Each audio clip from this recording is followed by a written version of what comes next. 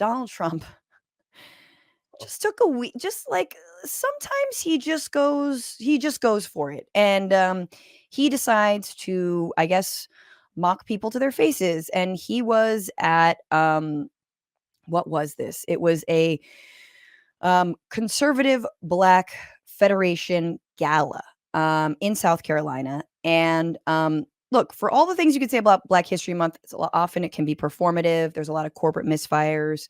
You know, to me, it is really like, it's hard to like, I feel like post BLM movement, I feel this is just a caveat about Black History Month because we haven't talked about it and it's been Black History Month for all of February. I do feel like there is a corporatization and a co-opting that even corporations are aware of.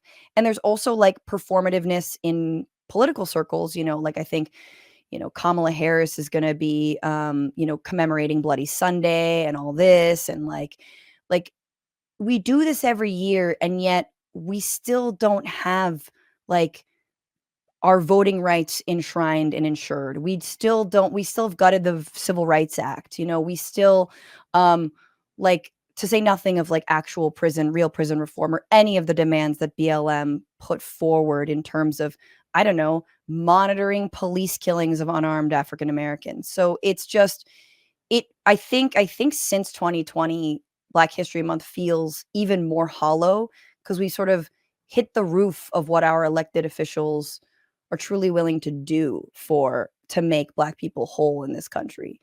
I mean, hey, reparations is always on the table. But back to Donald Trump. Donald Trump decided that he was going to be, again, just like, you know, see, hey, let's go full racist, see if they like it. Here he is speaking to this conservative Black Federation gala, and he starts off by talking about how bright the lights are in the room. Good. These lights are so bright in my eyes that I can't see too many people out there. But I can only see the black ones. I can't see any white ones, you see? That's how far I've come. That's how far I've come. That's a long way, isn't it? Wait, what was the second? Was he code switching? What's he doing there? What was that second? That's a long way.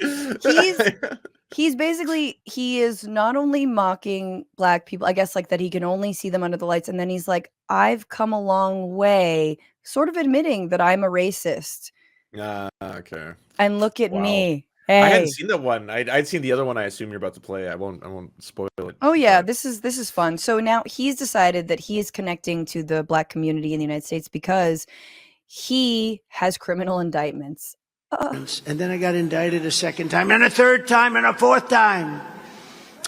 And a lot of people said that that's why the Black people like me, because they have been hurt so badly and discriminated against. And they actually viewed me as I'm being discriminated against. It's been pretty amazing. You did the crimes. You did the things. You did the things that you're in trouble for. That it's the opposite. It's the opposite of the thing you're saying right now. Absolutely. It's not unjust. It is 100% justified.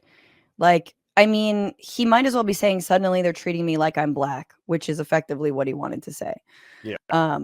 Except not, because as you're saying, he did him. He's not just unjustly it's not a stop and frisk situation. Although he probably should be stopped and frisked to see. So here was Representative Byron Donalds responding to like this clear, blatant, in-your-face racism that Trump is just on full display, hamming it up to, I don't know if you saw the audience, pretty white, like definitely conservative Black Americans in that audience, but also a lot of like more white people than you would want at like a Black conservative gala. Okay. Here's Byron Donalds. Congressman, it sounds like Donald Trump was implying that he can win Black voters because they get indicted all the time, too. Is that what he was saying?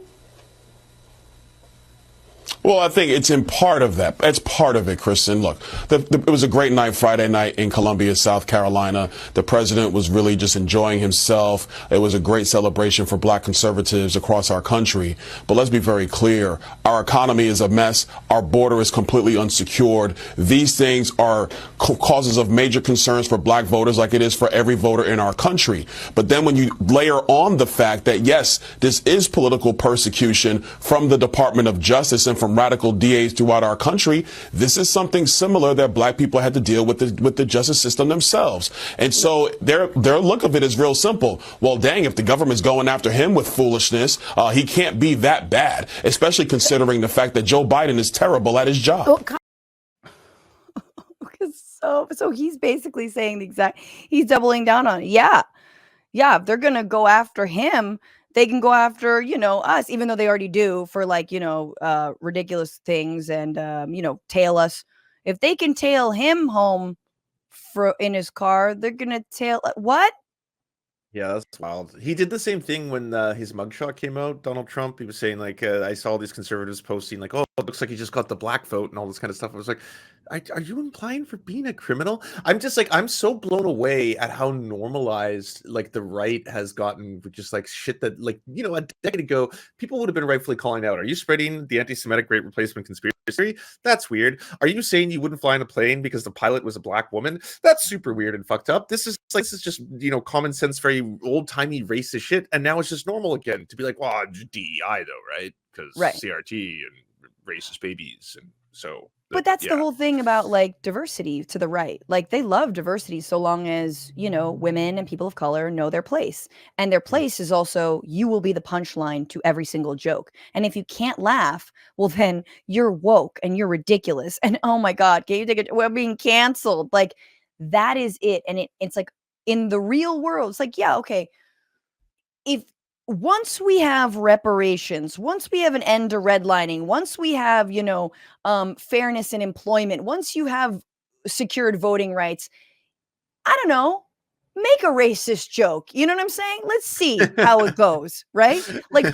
All things being equal, but that's not what it is. This is about again, I love my little African Americans. Where's my African Americans? There they are. And he's just they're collectible items. Pretty good, right?